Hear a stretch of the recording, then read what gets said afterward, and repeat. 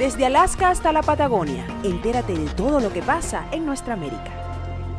Bien, y ya estamos de vuelta a nuestra segunda parte del programa, segunda parte en la cual tenemos la oportunidad de compartir con muchísima gente querida que nos acompaña en distintas partes del mundo, comenzando con Radio Cumbre 101.9 FM desde el estado Barinas en Venezuela, también a través de Musical FM que sirve a la ciudad de Guayana, en los Estados Unidos a través de Fusión 90.7 FM desde Houston, Texas, AEV Estéreo desde Orlando, Florida y nuestro canal de televisión digital CNC Florida Central. Y en el viejo continente también enviamos un fuerte abrazo a nuestra gente de Ideal Radio FM desde Málaga, España.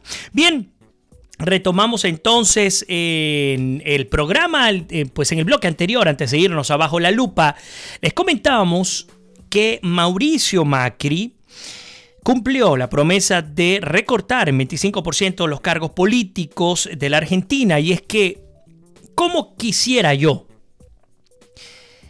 que nuestros guiones diarios, nuestras 15 noticias que normalmente compartimos con ustedes diariamente, sean todas así? ¿Por qué lo digo?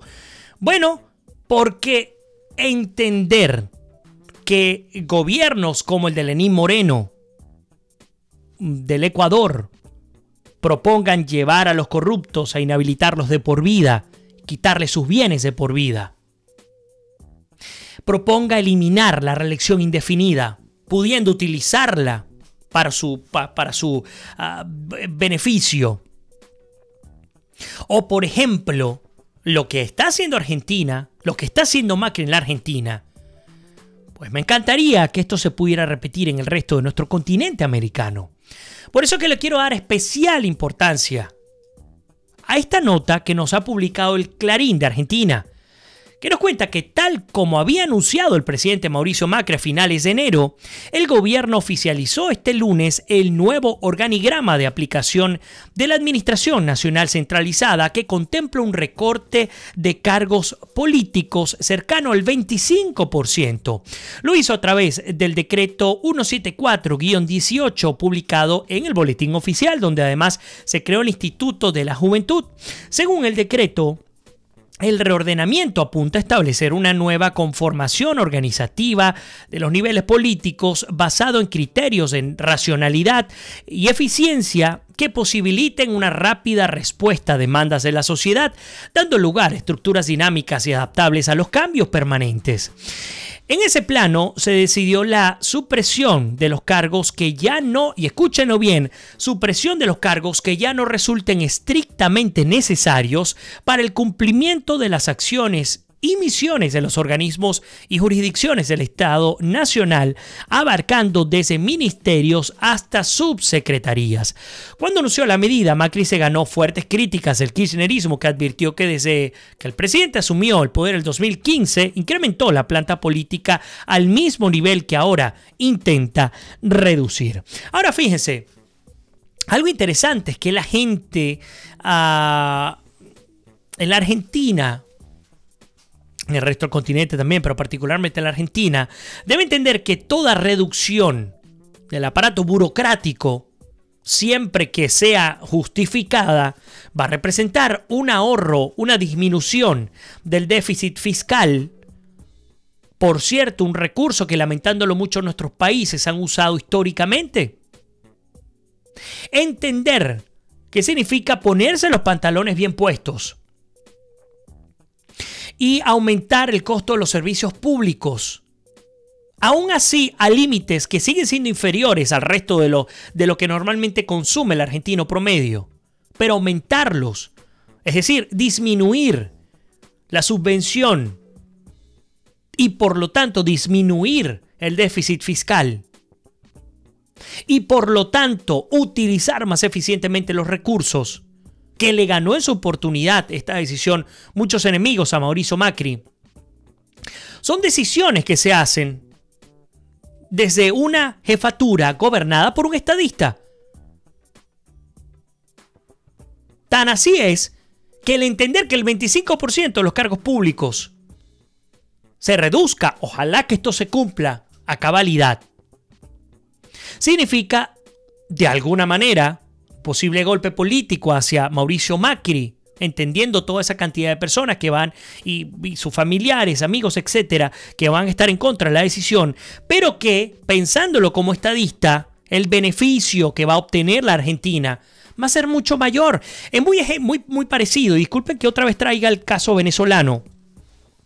En Venezuela, cuando Chávez nacionalizó la empresa pesada en el país, de la cual vengo, de mi tierra, de Guayana, del estado Bolívar en Venezuela, una empresa que con solo 4.000 empleados al cierre del año, la producción era hasta 10 y 20 veces más de lo que llegó a ser con el propio Chávez en el poder. Una empresa que comenzó con 4.000 e irá, calculo yo, entre 15.000 y 20.000 trabajadores. Con una empresa que ya está paralizada. Uno se pregunta, ¿hasta dónde el asistencialismo del Estado, mal concebido, ese populismo enfermizo y mal concebido, repito, pues nos estará llevando a la ruina, como un castillo de naipes? Porque detrás de lo que pierde el venezolano, porque es que aquí el asunto está, no en que, bueno, es que hay que esas familias que se quedan sin trabajo, no es que se quedan sin trabajo, es que por mantener una planta con 15.000 trabajadores de sobra que no están haciendo absolutamente nada, pues ese dinero deja de servir para los efectos que realmente sean útiles para el país. ¿Y cuáles serían los efectos útiles? Bueno, invertir en industrias que sean operativas, funcionales, que generen riquezas y por lo tanto sean sustentables para sí mismas, para el país y para la sociedad. Pero lamentándolo mucho, el populismo es un virus tan pero tan difícil de matar que por un voto endosamos a todo un país. Y si creen que lo que digo no es cierto, vayan y pregunten ¿quiénes controlan las minas de oro hoy día al sur de Venezuela? ¿Quiénes controlan los yacimientos petroleros en Venezuela? Ustedes recordarán la nacionalización de las industrias que servían tercerizadas al petróleo venezolano, a la extracción de minerales, porque es que todo eso eran bienes de los venezolanos. Vayan ustedes y pregunten, vayan y vean cuántos chinos se van a conseguir, vayan y vean cuántos rusos se van a conseguir, vayan y vean cuántos iraníes se van a conseguir. Esa es una realidad que está allí. Y lamentándolo mucho, a diferencia de lo que vive hoy día Argentina, nos empeñamos, no, ni siquiera nosotros, el régimen venezolano se empeña en continuar enquilosando, deteniendo el aparato productivo venezolano. Insisto, aplaudo con beneplácito la decisión de Mauricio Macri de disminuir el 25% de los cargos políticos en la administración pública argentina. Aplaudo en la gestión de Mauricio Macri el ajustar los precios de los servicios públicos, luz, gas, etcétera, agua, porque hay que justificar los costos. No es posible en Venezuela lo que te cuesta la gasolina, que más gana, escuchen bien a los que viven en el exterior, más gana en propina aquel que te surte el combustible al dueño de la bomba que te está facilitando la gasolina, al país que se está desangrando. Pero es que si aumentamos la gasolina, aumenta todo. Pero es que si lo vemos día a día con las locuras en torno, por ejemplo, a los aumentos irracionales totalmente, bueno, del sueldo venezolano, ustedes lo saben. A Maduro acaba de aumentar 58% el sueldo. Que no se emocionen. En términos reales, ese sueldo que volvió a aumentar segunda vez en lo que va de año, y estamos apenas en marzo, comenzando marzo, pues resulta que equivale en dólares a 1.7 dólares mensuales. Y seguro me dirán, pero es que no estás metiendo el sueldo integral. Bueno, porque es que eso no es sueldo realmente. Eso no genera pasivos laborales. Eso no te con los bonos de alimentación, que representa 3 veces lo que ganas en moneda, en metálico, no te puedes comprar un caucho, una llanta, una goma, una batería, una bujía, arreglar la cámara del carro. No puedes. Entonces, solamente ingresa, si gana sueldo mínimo, al banco solamente ingresan 392.646,46 bolívares. Eso no te alcanza ni para comprar un cartón de huevos al mes. Ni para eso te alcanza.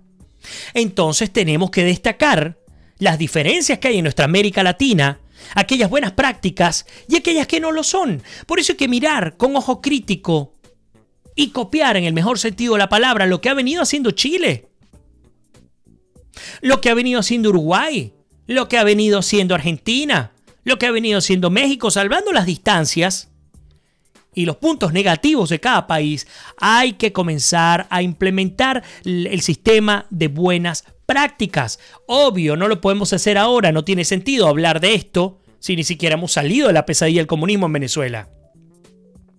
En eso creo que todos coincidimos. Pero, aunque no hemos salido de esa pesadilla que cada vez nos lleva a esta especie de condena de muerte, pues también en paralelo hay que ir evaluando cuáles son las estructuras que nos pueden llevar a a un mejor futuro. A ver, incorporo los comentarios. A ver, por acá me voy a la segunda parte del programa. Elena nos dice: amigos latinoamericanos, el socialismo no tiene límites de ningún tipo, ni humanos, ni morales, ni físicos. Y cuando uno cree que la situación no puede ser peor, se pone peor. Muy buen comentario, nuestra querida Elena. Vale la pena releerlo, amigos latinoamericanos. El socialismo no tiene límites de ningún tipo, ni humanos, ni morales, ni físicos. Y cuando uno cree que la situación no puede ser peor, se pone peor. María Rodríguez nos saluda, bienvenida desde Guadalajara. Berta nos dice: ¿cuál es tu opinión sobre el cambio de la fecha de elecciones para mayo? Ya lo vamos a comentar justamente. Elena dice: yo, a pesar de arriesgar muchísimo porque dentro de poco debo regresar definitivamente a Cuba, intento ponerlos en conocimiento de una realidad que nadie puede comprender hasta que no la vive. Muchísimos venezolanos decían: eso aquí no va a pasar, porque Venezuela no es Cuba, y Venezuela está sufriendo consecuencias peores que las que nosotros sufrimos. Nos los comenta Elena Aurora Madán. Continúa diciendo: hace un año que estoy previniéndolos que en cualquier momento les quitan el internet y ya han comenzado los cortes. Siento ser tan directa, pero a estas alturas las medias tintas no sirven para nada para nadie. El populismo es una bacteria de última generación, es una pandemia, es un cáncer en fase terminal. Berta dice: ¿no te parece raro? Me da la impresión de que no va a haber elecciones, hablando justamente del tema electoral, de este cambio de estrategia del régimen de Maduro. No es un cambio realmente, Berta. Estamos acostumbrados a vivir esto. Ellos no han sido tontos en implementar su política para arrinconar a la oposición, para arrinconar al pueblo venezolano. Y este cambio del 22 de abril al 20 de mayo, a nuestro juicio, y digo nuestro porque lo he hablado con varios expertos en la materia, yo no lo soy, solamente traigo lo que me han dicho, esto ya estaba pensado. Y parte de la estrategia tiene que ver con presionar a la oposición para que se inscriba, porque no termina de cuajar. Ni Henry Falcón, ni el pastor Bertucci, ni este ingeniero chavista que no recuerdo el apellido. No termina de cuajar. Y no solamente que no termina de cuajar, la estrategia de llevar ilegal e inconstitucionalmente a una elección nacional con elecciones regionales y municipales, entre ellas hablando de los consejos legislativos, pues es otra violación clara al reglamento, a la LOPRE, a la Ley Orgánica de Procesos Electorales. Son estrategias, primero solo, ahora digo que voy acompañado, ahora lo extiendo un poco más, trato de darle la vuelta, ahora invito a Luis Guterres, secretario general de la Organización de las Naciones Unidas, para que envíe una comisión. Pues por supuesto, es parte de la jugada política de un régimen que sabe lo que está haciendo. Lástima que nunca supo hacerlo por el bien de Venezuela, porque hoy sería otra la historia. A veces dicen, pero ¿por qué es que se empecinan en contra de ellos? No es que nos empecinamos en contra de ellos. Ojalá que esa maldad y que esa capacidad para destruir la utilizaran para construir, la utilizaran para llevarnos a un destino distinto al que tenemos hoy día. Ojalá esa fuera la realidad, pero lamentándolo mucho no lo es, porque parte de la necesidad del régimen venezolano es destruir todo lo que signifique institución, porque de esa manera el control del Estado será completo, vertical, 100%, dependiente. Insisto, lamentablemente ese es el camino que ha tomado este régimen que nos ha llevado a estas consecuencias. A ver, continúo con los comentarios. Antonio José del Nogal nos dice, más allá del socialismo es el totalitarismo, del populismo y la permanencia del poder en nombre de una revolución eterna. Antonio, gracias por la aclaratoria, sin duda. Yoraxi nos dice, además, que deberían todos los trabajadores públicos del gabinete ejecutivo, dígase gobernadores, alcaldes, diputados, ministros, que anden como el ciudadano de a pie para que actúen, que vean los cambios en cualquier país. Veo que por ahí está Ernesto Bates también, un abrazo para ti. El hecho es que, hablando del tema venezolano, mucho podemos analizar el día de hoy sobre el tema de cómo combatir a las neodictaduras que convierten las elecciones en una farsa, porque es que esa es otra realidad que tenemos que entender. Las elecciones se han convertido en Venezuela, y esto lo entendió Chávez desde, digamos, una época muy temprana de su gobierno, eran una gran oportunidad para distraer, para disfrazar a un régimen totalitario en un régimen supuestamente democrático, saturándonos de elecciones, pero elecciones que necesariamente pasaban por un CNE contaminado, por un CNE comprado, por un CNE doblegado al Poder Ejecutivo, quien hoy día, aunque ya hasta eso lo dudo, gobierna el país. Y digo, aunque ya eso lo dudo, porque la Asamblea Nacional Constituyente, dígase Diosdado Cabello, a la sombra como de costumbre, gobierna los destinos del país. Y más allá de Cabello, entender la necesidad del régimen cubano de mantener a Venezuela como está hoy día. Por supuesto, si pudiese cambiar un par de variables, entre ellas que el crudo volviera a aumentar, pues feliz. Cuando teníamos el crudo venezolano entre 100 y 120 dólares el barril, ¿ustedes saben cuánto creció la economía cubana? Voy para atrás. ¿Cuánto creció la economía venezolana? Ya les voy a comentar. La economía venezolana decreció un menos 2% para el 2014-2015. Había decrecido un 2% negativo, mientras que aún la economía cubana crecía un 10%. Y la razón fundamental, sorpresa, Venezuela. La caja chica, la colonia cubana en tierra firme, porque Venezuela se convirtió, ni siquiera un virreinato cubano, en otra capitanía de puertos, así como lo decía Franceschi en su programa conmigo. Ya no capitanía de puertos del Estado español, de la monarquía española, sino una capitanía de puertos del régimen de los Castro. Desde donde sacaban todo lo que le robaban al pueblo venezolano, lo que le robaban a usted y lo que me robaban a mí. Esos son los elementos que vale la pena destacar.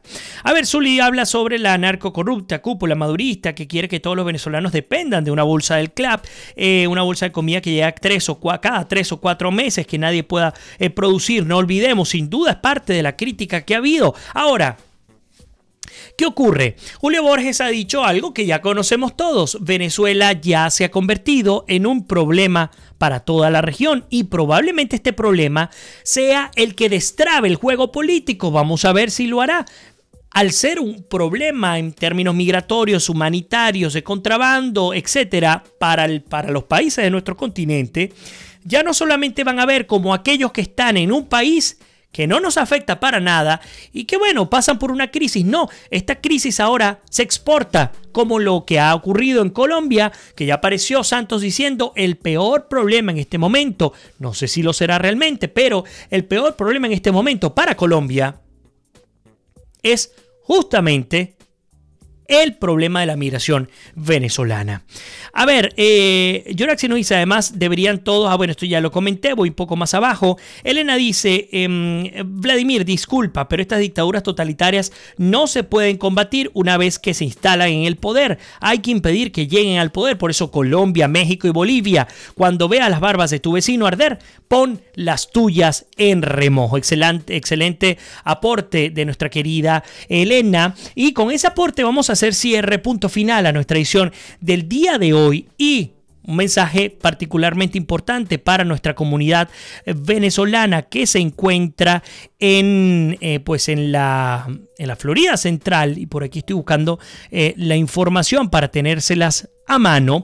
Bueno, este día jueves voy a estar acompañado por Noé Pernía y Sergio Novelli a las 6 de la tarde, hora del este. Bueno, digo hora del este en los Estados Unidos porque vamos a transmitir en vivo, Dios mediante, y la tecnología nos lo permita. Vamos a estar en un taller didáctico, Emigrar con Conciencia, el rol de la diáspora venezolana en las redes sociales. A los que no se han inscrito y que viven en la Florida Central o que viven en los Estados Unidos y quieren venir a nuestro conversatorio, les invito a que se inscriban cuanto antes, porque solamente hay cupo para 120 personas y ya casi está copado, así que no se pierdan la oportunidad. Emigrar con Conciencia, organizado por venezolanos en Orlando. Entren en sus redes, en Facebook, en Twitter, en Instagram, y desde allí tendrán la oportunidad de revisar el material en la página web donde podrán ubicarnos. Así que bueno, nos toca ya despedirnos. Mañana vamos al aire a la misma hora de siempre y también luego iremos a tertulia Cuatro Gatos, Chicas Son, grupo cultural hispano que normalmente se reúne en las bibliotecas del estado de la Florida y de la ciudad de Orlando, con quienes estaremos compartiendo también parte, la abreboca de las actividades que vamos a llevar a cabo este día jueves. Así que como siempre les digo, que Dios me los bendiga, se les quiere, se me cuidan y nos despedimos. Será hasta mañana.